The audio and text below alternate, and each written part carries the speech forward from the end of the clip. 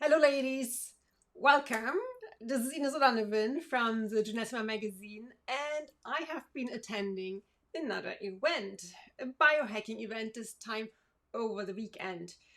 As it was pretty late, I decided not to do a summary right afterwards because even like that, I was only getting to bed at 5 a.m. in the morning. So that's kind of like disrupting my circadian rhythm a little bit. But where was I and what am I going to talk to you about? What am I going to share today? So, I am talking about the Biohacking Summit with Dave Asprey, or you might know as Bulletproof. He is known as a Bulletproof exec, and his products are known as Bulletproof products like Bulletproof Coffee. Anyway, so he had a lot of different speakers there, and the day was really packed.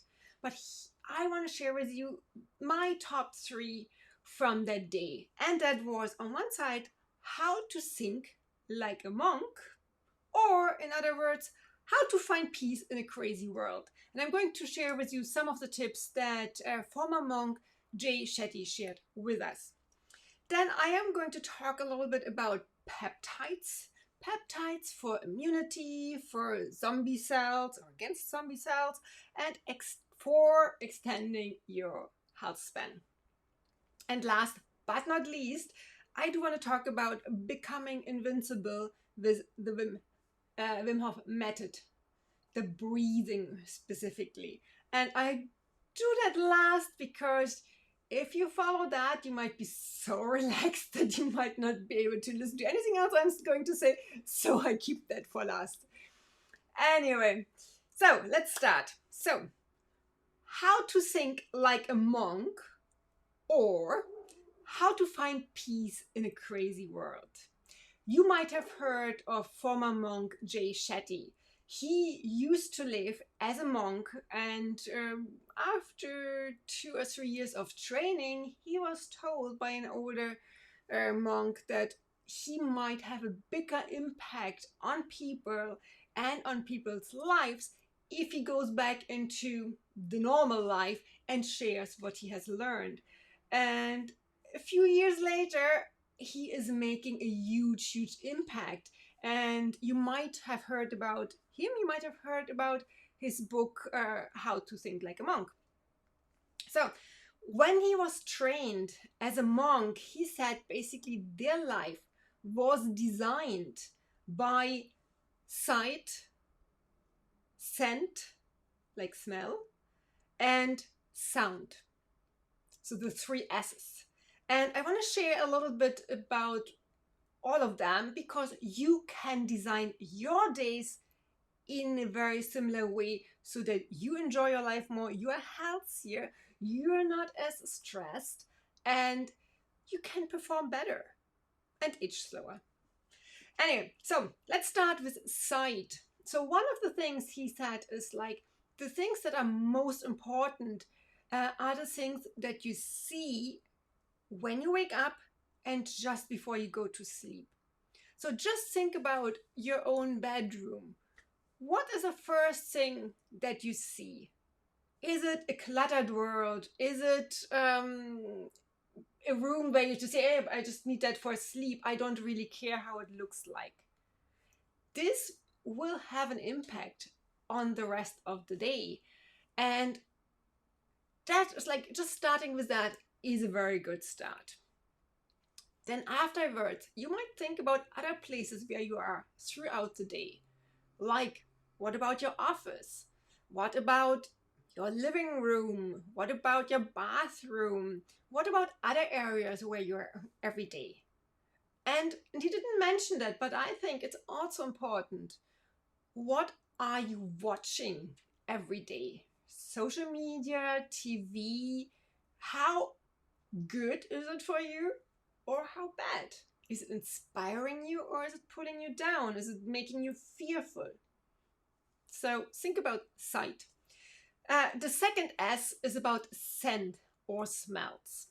And he seems to like a lot smells like lavender, eucalyptus, sandalwood. because he mentioned them actually a few times and sees them as a way to, create more energy, to inspire. You like lavender, you might want to use, when you want to calm down. So think about those things when you're redesigning your life, your day as well. What smells, what scents can you use to enjoy your day more? Then sounds. Sounds are so important, and especially if you're living in like a big city, then you have so many different sounds around you. They're bombarding you all the time. So instead of saying what a lot of people would say, instead of saying, okay, put some headset on and put some nice music on or so, he actually said, get rid of all the sound. Give your brain, your mind a chance to actually just be on its own, so to say. Try to remove that monkey mind. He said kind of basically all those sounds, the different sounds that are bombarding us, they trigger the mind to think about something.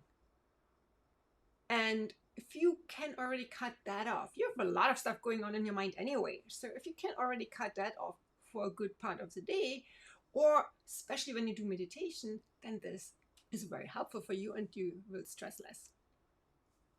So these are the 3 tips from Jay Shetty, former monk, about how to stress less, how to basically find more peace in this really crazy world. Let's come to number 2. Let's talk about using peptides for immunity to fight your zombie cells, or senescence basically, and extending your health span. These are some tips that were shared by Dr. Heather Smith Fernandez. And the 3 primary peptides that I want to share with you now are thymosin alpha 1, BP157, and SS31. So I know they all sound a bit crazy, and it's like, what the hell is that? Basically, peptides are amino acids, and we all have amino acids, and these peptides, they're basically like smaller amounts, and they help to your body to partially replace things, to stimulate your body to heal itself, etc. So when we talk about immunity, for instance, then one of the peptides that Heather suggested was thymosin alpha 1, or TA1. That has been shown to strengthen the immune system. It reduces inflammation. It can increase your own body's antioxidant and glutathione production. So basically, you're stimulating your body to defend you against viruses, against bacteria, against infections. And it helps you to reduce inflammation.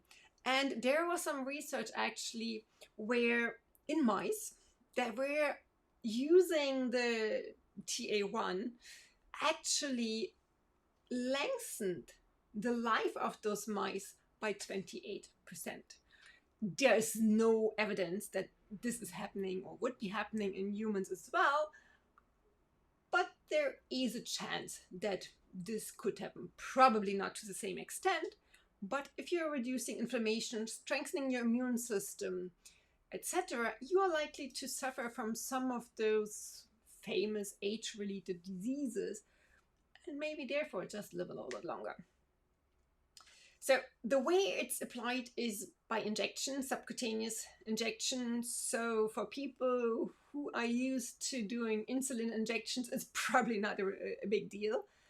For others, it might be. So you might want to talk to a doctor.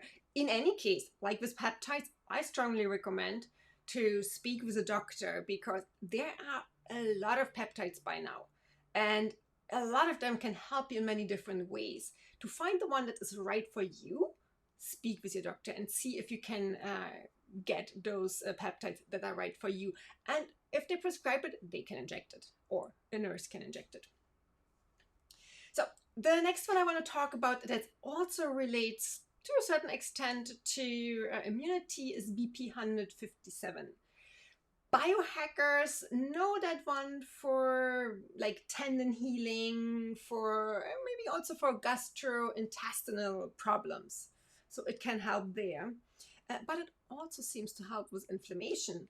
And in addition to that, it also seems to help with those zombie cells, the senescent cells, like the cells that just do not want to die. They're not doing any good anymore in the body.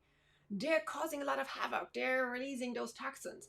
But they do not want to go away. And unfortunately, when we're getting older and when we're not keeping our bodies sufficiently healthy, but even if we try to and do not get rid of those senescent cells, they become more and more and more. They're creating more and more damage in your body.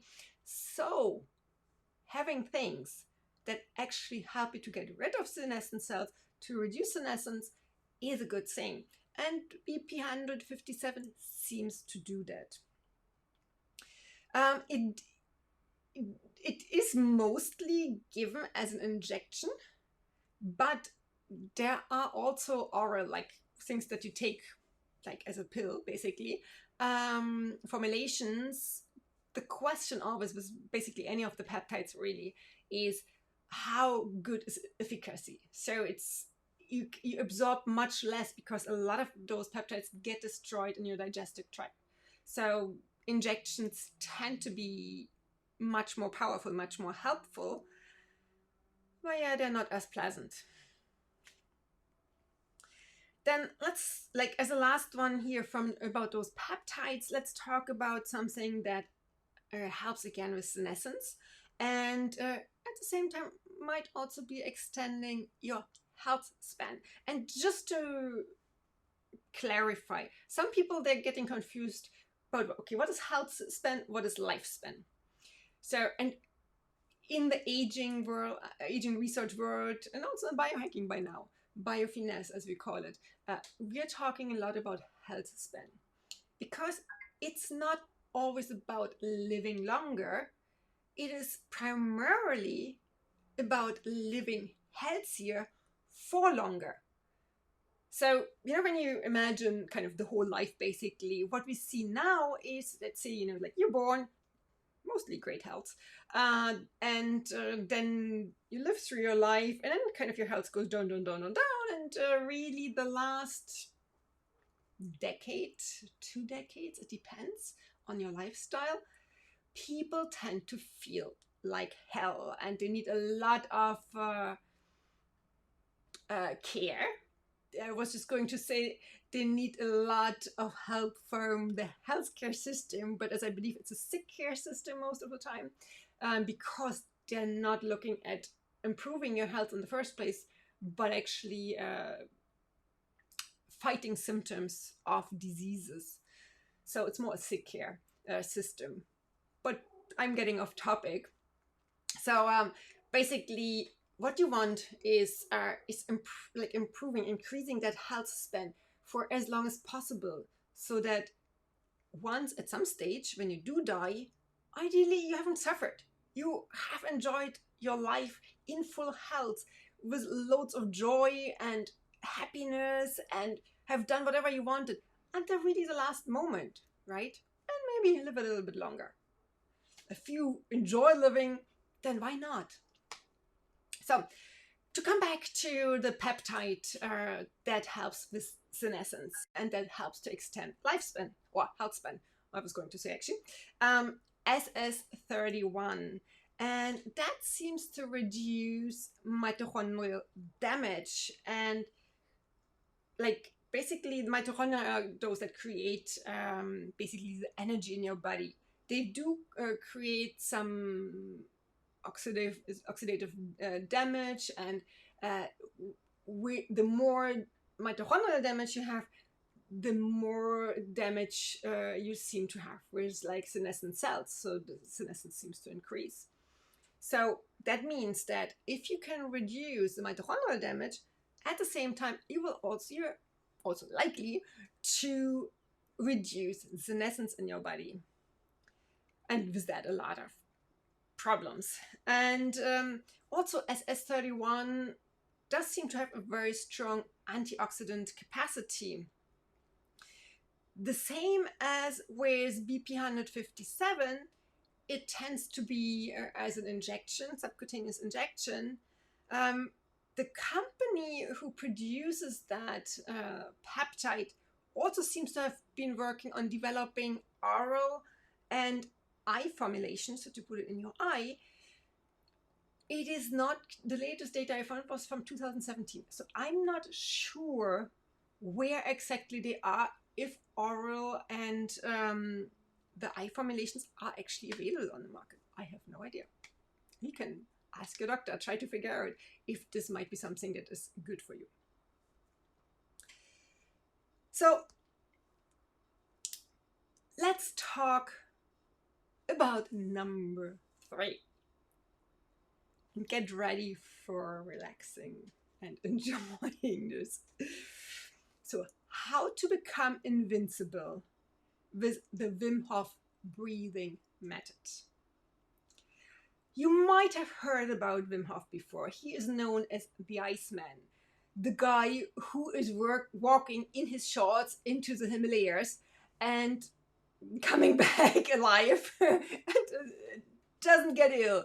He has been infected with, I think it was bacteria or viruses, and using his breathing method, he was actually able to show that this did not actually affect him. So he stays very healthy. So one of the things that you achieve with his breathing method is really boosting your immune system. And it's also, I have made the experience of his breathing method, but also of his cold therapy in a training with Josephine Warsack, who had been trained by Wim. And I was amazed. It's not something I'd expect. I was amazed how relaxed I felt. And I was even more amazed when I looked at the data from my Aura ring in the evening, where I saw that I had an incredibly low resting heart rate and a very high heart rate variability, both signs of incredible health and a strong immune system in a way as well, and of being super relaxed. So I was super surprised. And yes, I think it's a method I absolutely can recommend. And Wim Hof was actually sharing, again, how to do the breathing during the biohacking conference with Dave Asprey. But let's just talk a little bit more about why it's so good. Yes, it releases stress, it relaxes you.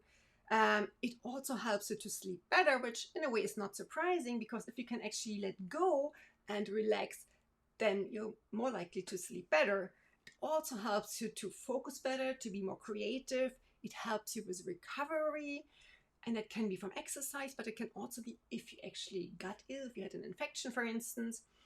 And he also said that when you use this breathing method, your body becomes more alkaline.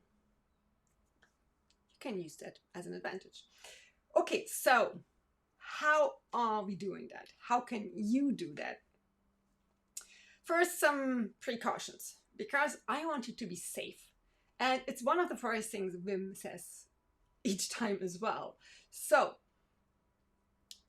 basically, have an empty stomach, important. So you don't want to have just eaten. It doesn't need to be mega completely empty, like you have fasted for the last, 16 hours. But you don't want to have a full stomach. Sit or lie down, because you can get dizzy, and which is normal, and it's not a problem, but you just want to make sure that you're safe. So you do not want to stand and suddenly fall over. So obviously you do not want to do that if you're listening to this while you're walking around. Don't do it now. Do it later on. Then also, of course, you do not want to be driving. You do not want to be operating any machinery. just use your good sense of what you can do. So, step 1, get comfortable. As I said, sit down, lie down, whatever is the most comfortable for you. When I learned this practice, we were lying down. And it was very good to do so, because I think we actually managed to release more stress and to go deeper into the relaxation because we were lying down. Second step, close your eyes. I'll keep mine open to watch what you're doing, but close your eyes. Then what you want to do is take 30 to 40 deep breaths.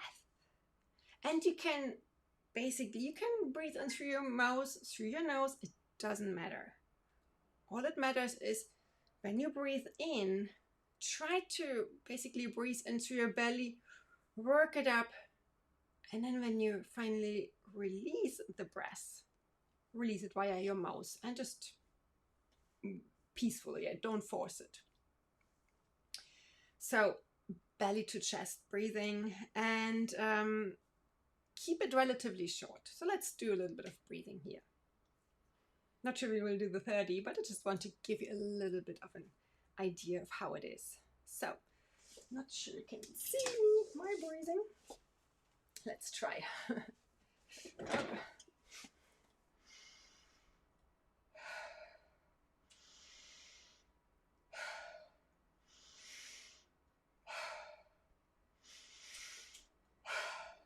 Do it with me.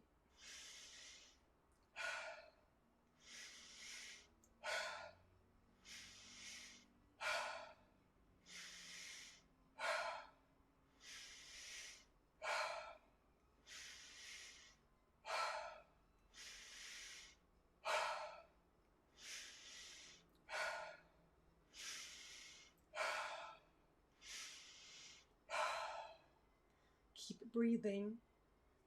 Keep breathing. You might get a bit dizzy. You might feel a little bit of tingling in your hands, in your face. Just keep breathing.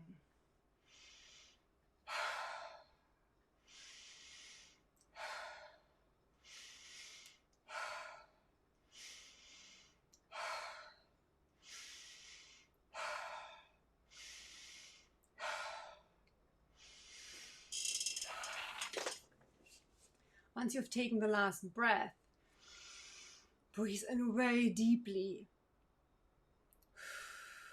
And breathe all the air out and hold the breath.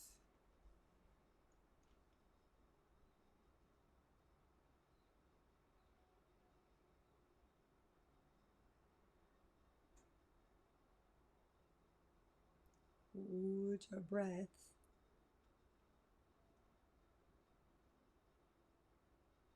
Hold it as long as you can.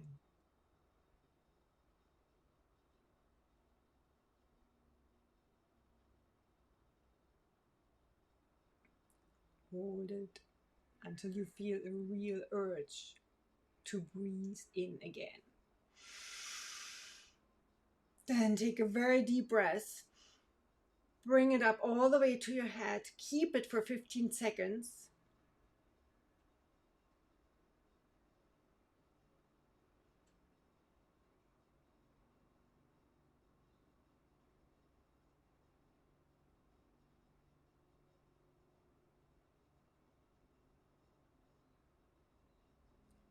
Then breathe out and let go of everything.